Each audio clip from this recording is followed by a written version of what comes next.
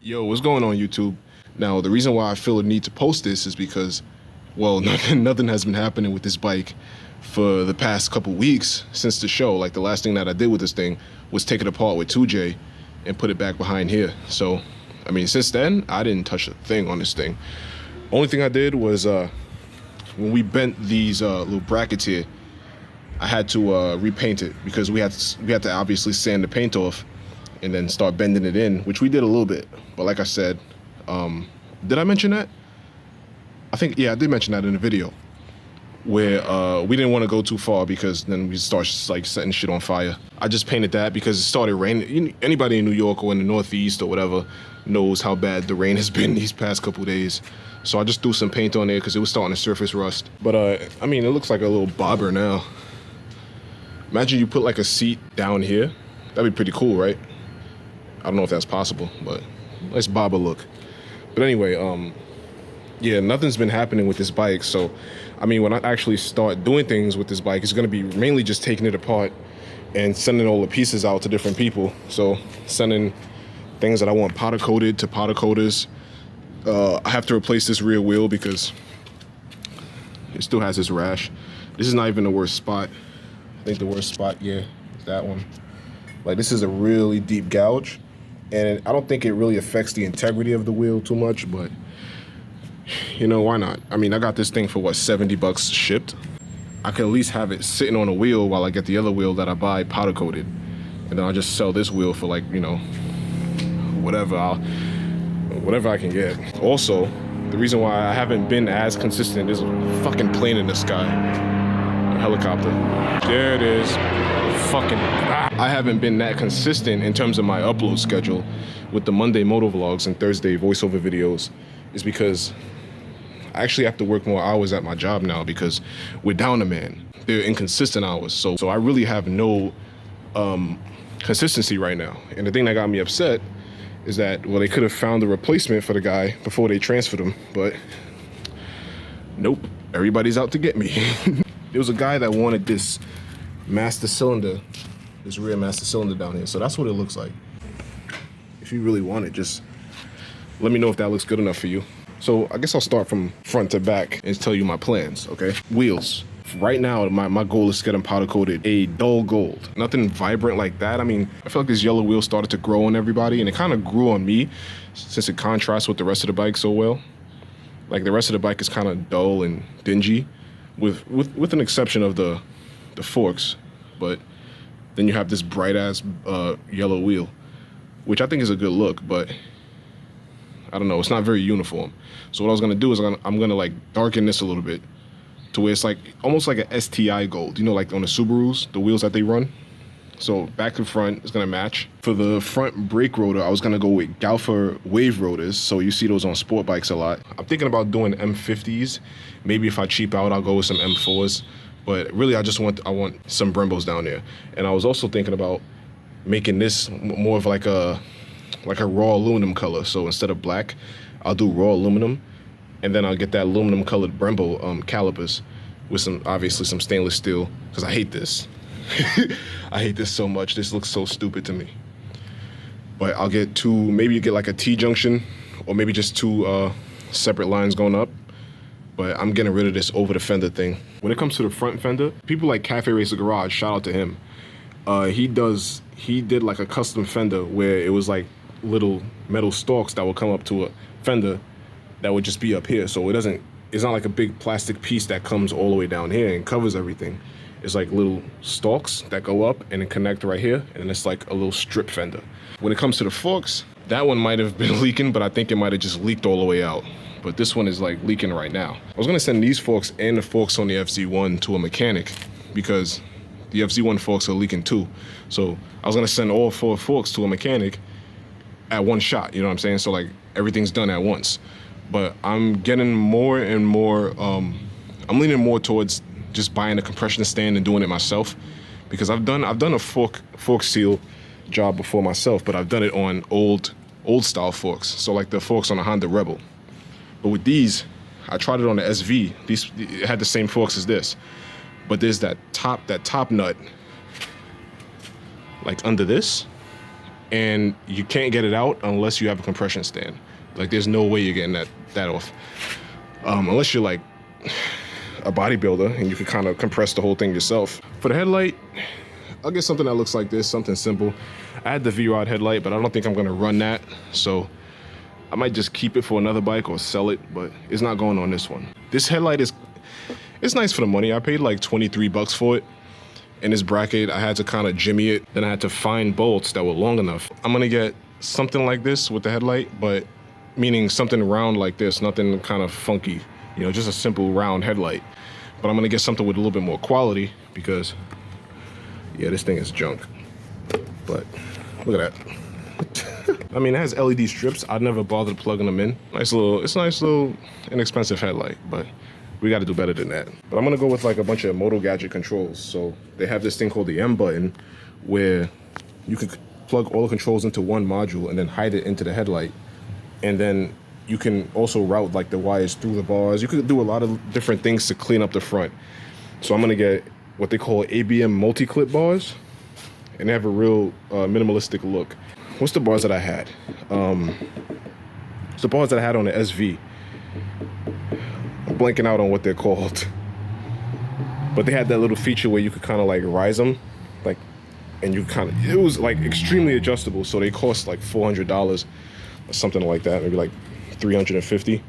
But these bars are gonna be roughly in the same ballpark when it comes to price, but they're gonna look way more minimal. So these indicator lights aren't plugged in, but obviously it's neutral, turn signals, high beam, and a warning light. But they're just not plugged in yet. The wires are just going under the tank. Fucking helicopters again. But yeah, I'm gonna use these in conjunction with a Moto Gadget Mini. So I might just like, you know, just stick it right here. Maybe drill a hole through the triple and then have the wire come out the back.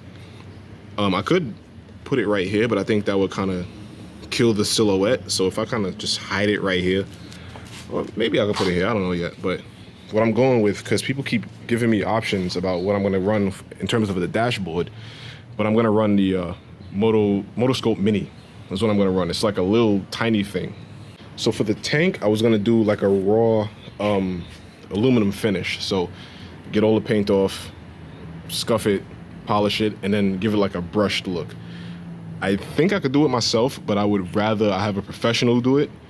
I have somebody in mind, but I don't know if they do brush work. I know they do paint and they do powder coat and they do it really well, but I don't know if they do brush work. These tanks with the brushed look, they look really, really nice. For the tank cap, I was thinking about getting like a Monza style tank cap, so one that like comes up to like right here.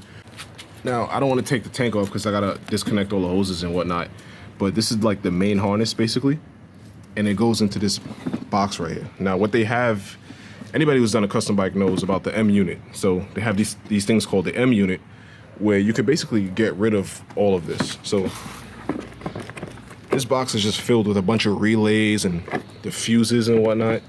And if you use the M unit, basically it takes the place of all of these mechanical solutions. It's basically a brain. If I could clean up all of these wires and whatnot, especially getting rid of this big old stupid thing. And if I can't, then I'll probably just take everything out and kind of hide it a little bit better, instead of doing it like the way BMW did it with this giant dumpster. I already spoke about the problem that I was having with the throttle bodies down here. So there's a leak. There's a leak right here.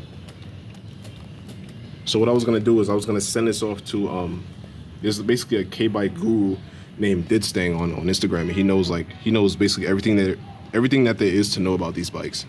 So I'm gonna send him my throttle bodies. Basically, I'm gonna send it to him maybe next week. So once I, you know, kind of finish handling all the things I'm handling right now, then I'll start ripping this bike apart. But there's no reason to have it off right now and then have, you know, the risk of water getting in there, especially when the rain has been so crazy this week. So for the exhaust, they have a scrambler option basically, where it comes this way, then it comes up, and then it goes through this beam right here. So it comes up and it goes through, and it comes out under the seat. So I was thinking about getting that. I don't know how it's gonna look with the Retro Ride subframe, but I think it'll look pretty dope. I forgot to mention I'll have to basically find a good way to mount this, because this is the source of all the trouble that we had with the leak over there. Because this was kind of rocking up and down when I hit bumps, and it just tore it right over there, got brittle. This shock right here, I have to find out the specs for it, like the Newton meters or whatever they use to measure the tension. Yeah, whatever this is set at, then I want to get this type of spring for the YSS shock that I have in there. The caliper I'm gonna keep. It needs to be rebuilt, so because the back brake is like the mushiest thing you ever used. But I'm gonna rebuild it and then maybe get it powder coated and all that type of stuff. Also, guys, you could check out my new whip. Yeah. Who needs two wheels when you got an R8? But yeah, I got the subframe in here. I just took it off because I was painting the little tabs, so I was like, there's no reason to put it back on. Now, you guys remember all the parts that I had down here that I was selling? So this is all that's left. Brackets for the saddlebags, the GSXR controls, the left controls, the FZ09 shock, and the clutch push rod for the K100. I didn't really make much money because I sold them for these ridiculously low prices, so that's kind of why they sold so quickly. So I mean, that's a bunch of stuff out of my hair. Yeah, these are what the rear sets look like. These are from BSK Speedworks. I actually still have the saddlebags too over here, but if they're so destroyed, I was like, I figure I'll just keep them. I'll find a use for it. They have the BMW logo on them, so I could be bougie.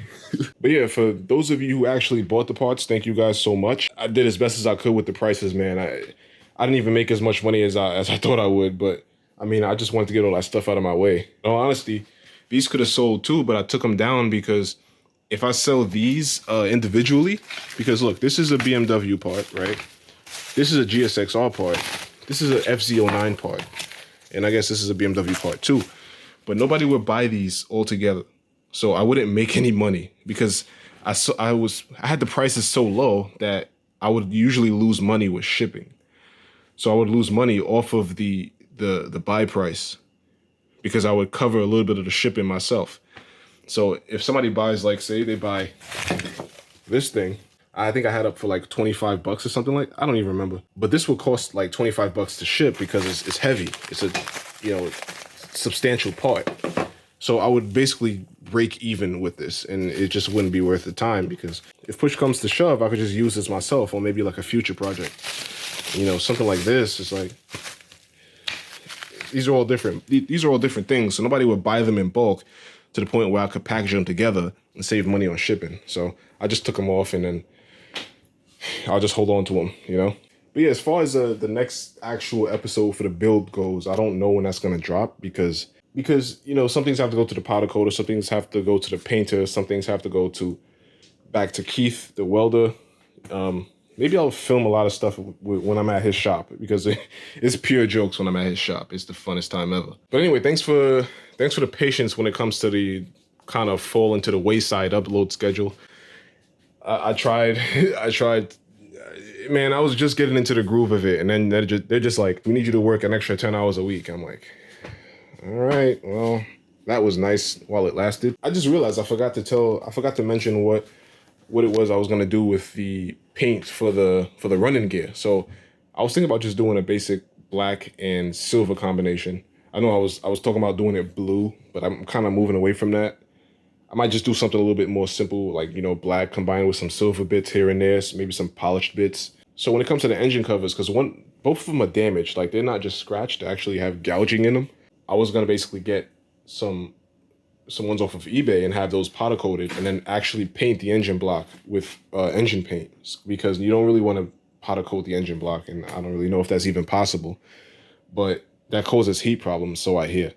So I'm gonna powder coat the covers and then just paint the engine myself, keep the crappy covers on there, and then I don't have to worry about overspray. I don't care about overspray because I'm not going to use those covers. Like I said, it's been a little bit slow when it comes to the build, and for that reason, I figured I don't want to leave people out in the dark, with what's going on with it. So yeah, leave a thumbs up if you like the plan, and if you don't like the plan, tell me what you don't like, or give me suggestions, or whatever you want to do. You guys know I always respond to pretty much every comment, so feel free to speak your mind. But yeah, you just watched the Illustrator. I'll see you guys on the next one, whatever that might be.